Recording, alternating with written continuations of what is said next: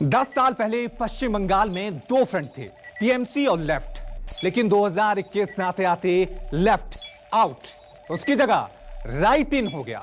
और इसी के साथ दीदी को नया चैलेंजर, नया सियासी कंटेंडर मिल गया। लेकिन बीते 5 सालों में ऐसा क्या हो गया कि पश्चिम बंगाल के चुनावी रण में जय श्री राम, जय मां काली, जय हनुमान और जय मां चंडी का जयकारा गूंजने लगा, हिंदुत्व का जोर चलने लगा। आज 10 की डिस्कवरी में हम इसी बात की डिस्कवरी करेंगे। नमस्कार, मैं हूं रवि ठाकुर। हमारे खास प्रोग्राम 10 की डिस्कवरी में आप सभी का बहुत बहुत स्वागत है।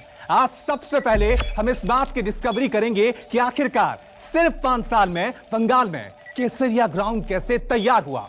वो कौन है जिसकी वजह से बंगाल में बीजेपी की बंजर जमीन पर वोट की फसल लहलहाने लगी। आखिर किसने ममता के अभेद्य किले को जोर से हिलाया। आज होगी बंगाल की धरती पर भगवा प्रयोग की डिस्कवरी। देखिए बंग युद्ध में शुद्ध संघ नीति की डिस्कवरी।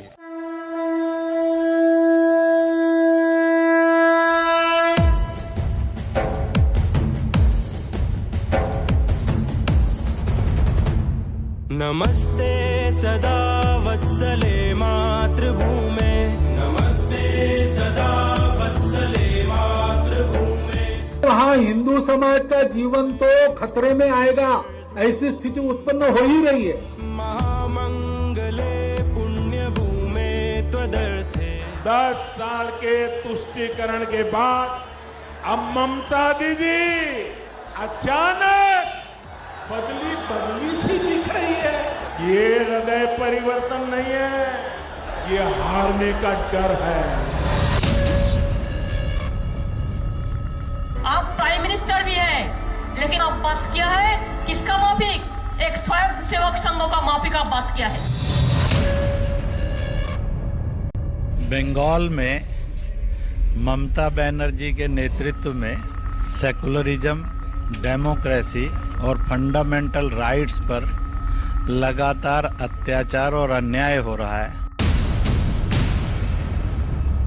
পুজো শান্তিতে অতিবাহিত হবে। আরএসএস মার্কার যদি মনে করেন আমাদের শান্তি কেড়ে নেবেন, বাংলার সংস্কৃতিকে আঘাত আনবেন, তাদের আমি পরিষ্কার বলে যাই, আগুন নিয়ে খেলবেন না। दीदी आपके पैर में चोट आई, आप इतनी आहत हो गई। मेरे 130 कार्यकर्ता जिनकी जान आपकी राजनीतिक हिंसा ने ली है, उनकी माताओं का दर्द आप जानती है। बंगाल के चुनावी आकाश में सुबह सुबह आजकल संघ का यही गान गूंज रहा है। नमस्ते सदा वत्सले मातृभूमे। आरएसएस की ये वही प्रार्थना है जिसने बंगाल के चुनावी पिच को 180 डिग्री बदल दिया है। इससे वहां की हवा बदल गई है, फिजा बदल गई है, मूड और माहौल बदल गया है। महामंगले पुण्य भूमे त्वदर्थे। इस प्रार्थना से, अपनी साधना से आरएसएस ने बीजेपी के लिए बंगाल की बंजर जमीन को उर्वर बना दिया। जिस पार्टी का 6 साल पहले तक बंगाल में जिक्र नहीं था, वो ममता के साथ डायरेक्ट महाभारत करने लगी। आखिर कैसे? आज इसी की डिस्कवरी होगी। साल 2014 लोकसभा चुनाव में बीजेपी पश्चिम बंगाल में महज 2 सीटें जीत पाई और वोट शेयर रहा 17%। साल 2019 के आम चुनावों में बीजेपी को 18 सीटों पर जीत मिली और वोट शेयर था 40%। सीटें 9 गुना ज्यादा और वोट शेयर में 2.5 गुना इजाफा। ये तो रहा बीजेपी का ग्राफ, लेकिन इसके साथ ही आपको एक और आंकड़ा देखना भी जरूरी है। साल 2011 में पश्चिम बंगाल में आरएसएस की 700 शाखाएं थी। वहीं अगर 2020 की बात करें तो राज्य में 2200 से ज्यादा शाखाएं हैं, यानी 3 गुना ज्यादा। इन दोनों आंकड़ों में एक बात सामान्य है, जैसे जैसे बंगाल में वक्त गुजरता गया, आरएसएस और बीजेपी दोनों की पैठ बढ़ती चली गई और देखते ही देखते आ गया 2021 विधानसभा चुनाव, जहां बीजेपी ममता को परेशान करने लगी। बीजेपी के इस अपवर्ड ग्राफ के पीछे जानकार आरएसएस का ग्राउंड वर्क मान रहे हैं। संघ उनका चुनाव से प्रत्यक्ष रूप से उनका उसमें ना ही किसी प्रकार की भागीदारी है और ना ही वो उससे किसी भी प्रकार से जुड़े होते हैं।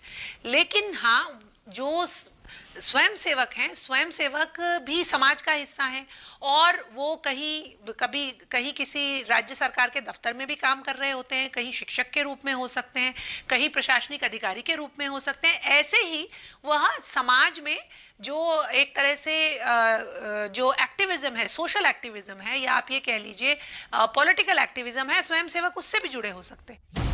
यूं तो पश्चिम बंगाल में लेफ्ट और कांग्रेस की सरकारों के दौरान भी यहाँ शाखाएं थीं, लेकिन उस वक्त इन्हें पांव पसारने का मौका नहीं मिलता था। लेकिन ममता बनर्जी की सरकार बनने के बाद, खासकर बीते 5 सालों में राष्ट्रीय स्वयंसेवक संघ ने जिस तरह से अपनी पैठ बनाई है, उससे ममता के माथे पर पसीना और चेहरे पर चिंता की लकीरें खिंच गई हैं। পুজো শান্তিতে অতিবাহিত হবে। আরএসএস মার্কার যদি মনে করেন আমাদের শান্তি কেড়ে নেবেন, বাংলার সংস্কৃতিকে আঘাত আনবেন, তাদের আমি পরিষ্কার বলে যাই, আগুন নিয়ে খেলবেন না। वो लोग तुष्टिकरण और दूसरे संस्थाओं के बारे में, और मूल रूपी जो प्रॉब्लम उनके साथ है कि उन्होंने 52 साल तक हमारे ध्वज को अपने संस्था में, अपने हेड ऑफिस में नहीं लहराया। तो मुझे कहीं ना कहीं मन में एक चिंतन होती है कि वो करना क्या चाहते हैं। वो अगर बच्चों को शिक्षित करे, देश प्रेम के भावनाओं को जगाएं, हिंदी मुस्लिम सिख ईसाई एक का नारा दें, तो मैं हमारी नेत्री भी सबका आलिंगन करती है। हम हर धर्म के प्रचारक हैं, हमको हर धर्म से प्यार है। लेकिन अगर वो किसी पर्टिकुलर धर्म या किसी एक धर्म को लेकर चलना चाहते हैं, वो प्रमाणित करें, वो बोल दें देश को कि भाई हम यही करना चाहते हैं। बंगाल में आरएसएस के 2300 मंडल हैं। साप्ताहिक बैठक, मिलन और मासिक बैठक मंडली करने का लक्ष्य रखा गया है। विधानसभा चुनाव को देखते हुए संघ के लोगों को घर घर जाने का सुझाव दिया गया है। लोगों से मिलकर उनके दुख दर्द में शामिल होने का लक्ष्य है। आरएसएस ने बीते कुछ सालों में जिस तरह लोगों के बीच अपनी लोकप्रियता बढ़ाई है, उससे कई बार टीएमसी सरकार की बौखलाहट देखने को मिली। आरएसएस के खिलाफ टीएमसी ने कई बार कदम भी उठाए। 2018 में टीएमसी सरकार ने संघ संचालित 125 स्कूलों को बंद करने 2018 में टीएमसी सरकार ने संघ संचालित 125 स्कूलों को बंद करने का निर्णय लिया। इसके बाद पूरे जोर शोर के साथ इसका विरोध करना बीजेपी और संघ ने शुरू कर दिया। फिर यहाँ तक कह दिया शिक्षा मंत्री पार्थ चैटर्जी ने कि ऐसे स्कूलों को इजाज़त नहीं दी जा सकती जिन स्कूलों में हिंसा को बढ़ावा देने की या फिर असहिष्णुता को बढ़ावा देने की पढ़ाई करवाई जाती हो, पाठ पढ़ाया जाता हो। लेकिन अब ये लड़ाई और ज़्यादा भीषण हो चली है। अदालत तक का दरवाज़ा खटखटा चुकी है और अभी भी क्या होगा कहा नहीं जा सकता। टीएमसी सरकार ने ऐसा करके आरएसएस को दबाने की कोशिश की, लेकिन इसका जमीनी असर ये हुआ कि उत्तर दिनाजपुर में स्कूलों के संचालन को लेकर विवाद था। वहां संघ की शाखाओं में तेजी से बढ़ोतरी हुई और अल्पसंख्यक बहुल जिले में लोकसभा चुनाव में बीजेपी उम्मीदवार ने जीत हासिल कर ली। यानी साफ है, जहां आरएसएस की लोकप्रियता बढ़ी, वहां बीजेपी के उम्मीदवार को जीत मिली। एक तरफ बीजेपी अपने कार्यकर्ताओं का बेस बना रही थी, तो वहीं इसी के समानांतर आरएसएस भी अपनी रणनीति पर काम कर रही थी। साल 2017 में आरएसएस ने पहली बार कोलकाता में अपनी एक बड़ी रैली का ऐलान कर दिया। कोलकाता पुलिस ने इसकी इजाजत नहीं दी। दलील दी गई सुरक्षा व्यवस्था की। लड़ाई कोर्ट तक गई और हाई कोर्ट ने 4000 कार्यकर्ताओं के साथ रैली की परमिशन दे दी। कोलकाता के ब्रिगेड परेड ग्राउंड में भले ही महज 4000 स्वयंसेवक थे, लेकिन मंच पर मोहन भागवत की मौजूदगी बहुत कुछ बयां कर रही थी। इस रैली के बाद मोहन भागवत का कोलकाता दौरा जारी रहा। मोहन भागवत जी की रैली थी 2016-17 में। उस रैली को राज्य सरकार ने रोक दिया। बाद में हाईकोर्ट के परमिशन से वह रैली हो पाई। तो कहने का तात्पर्य है कि राज्य के दमनकारी नीतियों के बावजूद भी राष्ट्रीय स्वयंसेवक संघ की शाखाएं, विद्या भारती के स्कूल्स, वनवासी कल्याण आश्रम के कार्य, विद्यार्थी परिषद की ब्रांचेज पश्चिम बंगाल में हर स्थान पर है। आरएसएस रणनीति बनाती और बीजेपी के चुनावी अभियान को धार मिलता जाता। अब देखना होगा कि ये साझा एफर्ट बीजेपी को बंगाल के सबसे बड़े सिंहासन तक पहुंचा पाता है या नहीं। Desk discovery news 24।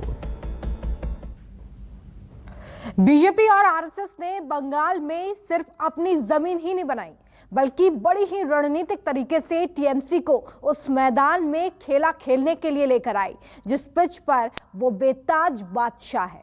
सवाल यह है कि आखिर बीजेपी और आरएसएस ने दीदी के अभेद किले में हिंदुत्व और राष्ट्रवाद का अपना ग्राउंड कैसे तैयार किया, ये आप तब समझेंगे जब आप इससे जुड़ी डिस्कवरी देखेंगे। श्री राम।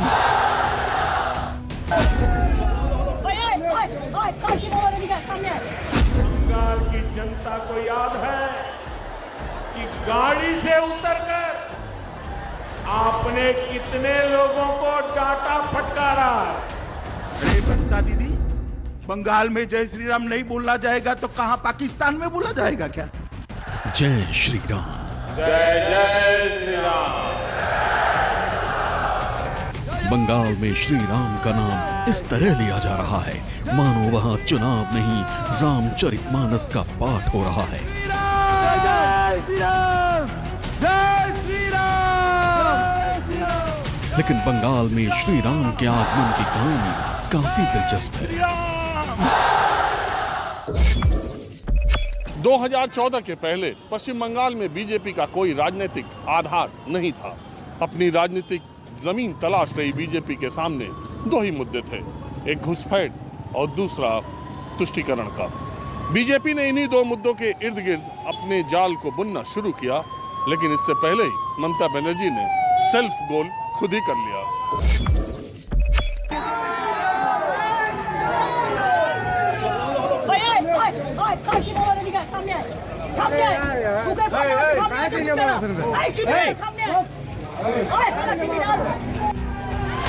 मई 2019 की बात है।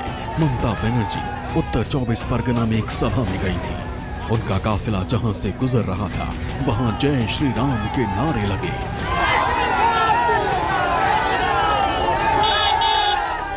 दीदी इतना भड़क गई कि अपनी कार से उतर गई और फटकार लगा दी। कुछ ही दिनों में ऐसी 3-4 घटनाएं हो गईं। बीजेपी घात लगाए बैठी थी, मौका मिल गया तो चौका मार दिया। बीजेपी ने तय किया कि ममता जहां भी जाएंगी वहां उनके कार्यकर्ता राम के नारे लगाएंगे। यह भी तय हुआ कि जब बीजेपी ने हर मंच से राम के नारे लगेगी। मोदी सेना की यह बहुत बड़ी चक्रव्यूह जिसमें ममता बनर्जी घिर गई हैं। चुनाव आया तो ममता को एहसास हुआ कि उनसे बड़ी भूल हुई है। यही वजह है कि उन्होंने डैमेज कंट्रोल करना शुरू कर दिया है। या देवी सर्वभूतेषु शांति रूपेण संस्थिता नमस्तस्यै नमस्तस्यै नमस्तस्यै नमो नमो। इस बार चुनाव प्रचार में ममता बनर्जी का अलग ही अंदाज देखने को मिल रहा था। ममता बनर्जी मंदिर मंदिर मत्था टेक रही हैं। আমি সকালবেলায় চণ্ডীপাঠ করে তবে কিন্তু বাড়ির থেকে বের হই, এটা মনে রাখবেন। बीजेपी एक भी मौके को भुनाने में पीछे नहीं हटती और ममता के इस चंडी पाठ पर भी उन्हें निशाने पर ले लिया। आज मैं देख रहा हूं ममता दीदी भी अब मंदिर में जाकर के चंडी पाठ कर रही है। सालों से पदयात्रा देखते आ रहे बंगाल को इस चुनाव में पहली बार रथ यात्रा के दर्शन हुए। बीजेपी ने ममता के गढ़ कोलकाता में रथ यात्रा निकाली। तंग गलियों से गुजरती हुई बीजेपी की रथ यात्रा के साथ बंगाली मानुष भी मौजूद था, लेकिन इस रथ यात्रा के मायने कई थे। जय श्री राम, जय श्री राम, जय श्री राम। रथ यात्रा तो बस शुरुआत थी। बंगाल चुनाव में प्रचार के लिए बीजेपी के वरिष्ठ नेता पिछले 2 महीनों में 12 बार दक्षिणेश्वर काली मंदिर जा चुके हैं। अमित शाह से कैलाश विजयवर्गीय तक कोई भी केंद्रीय नेता जो प्रचार के लिए बंगाल जाता है पहले इस मंदिर में जाता है। मंदिर दर्शन में ममता पिछड़ न जाए, इसी वजह से 2 दिनों के नंदीग्राम दौरे के दौरान ममता करीब 22 मंदिरों में गई। नंदीग्राम सीट पर नामांकन से पहले ममता ने रेयापाड़ा स्थित 1000 साल पुराने महारुद्र सिद्धनाथ मंदिर में दर्शन पूजन भी किया। मंदिर दर्शनों का दौर तो अब शुरू हुआ है, लेकिन इस चुनावी चालीसा की पटकथा की शुरुआत बहुत पहले ही हो गई थी। बंगाल में घुसपैठ करने के लिए आरएसएस, वीएचपी और बीजेपी ने साल 2017 में विशाल रामनवमी समारोह का आयोजन किया। ममता बनर्जी ने तब बीजेपी के उत्तर भारतीय राष्ट्रवाद को बंगाल में लाने का मुद्दा भी उठाया था।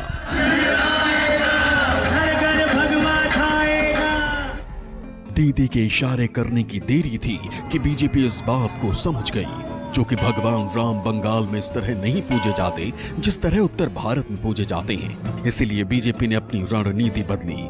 इसके बाद 2019 में आया दुर्गा पूजा का त्योहार। बीजेपी ने हर बूथ पर दुर्गा पूजा का आयोजन किया।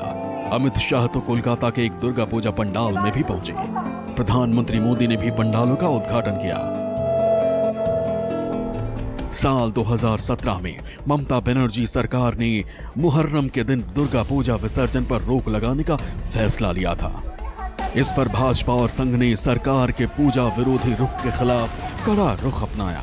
अमित शाह ने अपनी रैलियों में इस मुद्दे पर ममता बनर्जी को खूब कोसा। पूजा के अंदर मां दुर्गा की मूर्ति के विसर्जन नहीं करने देते हैं, ये वाजिब है क्या? ऐसा होना चाहिए क्या? धार्मिक अवसरों पर इस तरह की रैलियां अब तक बंगाल में बहुत लोकप्रिय नहीं थी, लेकिन बीजेपी और आरएसएस की जोड़ी ने जब से बंगाल में एंट्री मारी है, रामनवमी से लेकर हनुमान जयंती तक अब धूमधाम से मनाई जाने लगी है। अब आलम यह है कि बंगाल की चुनावी फिजा में जय श्री राम और जय हनुमान के जयकारों का शोर है। जय श्री राम। संघ और बीजेपी की रणनीति और सॉफ्ट हिंदुत्व के कार्ड ने ऐसा काम कर दिया कि ममता बैकफुट पर जाती दिखने लगी। लेकिन दीदी को भी एहसास हो गया कि इस मैदान में खेला खेलना है तो जवाब तो देना ही होगा। হিন্দু ধর্ম আমায় শেখাচ্ছেন, কোনটা চান বলুন? ধর্ম নিয়ে খেলবেন? खेला होबे तो दोनों पार्टियां कह रही हैं। लेकिन कहीं ना कहीं इस खेला में आरएसएस ने बहुत बड़ा रोल प्ले कर दिया है। ऐसी फिरकी मारी है कि ममता को बीजेपी के मैदान में आकर खेला खेलना पड़ रहा है। इसकी डिस्कवरी न्यूज़ 24।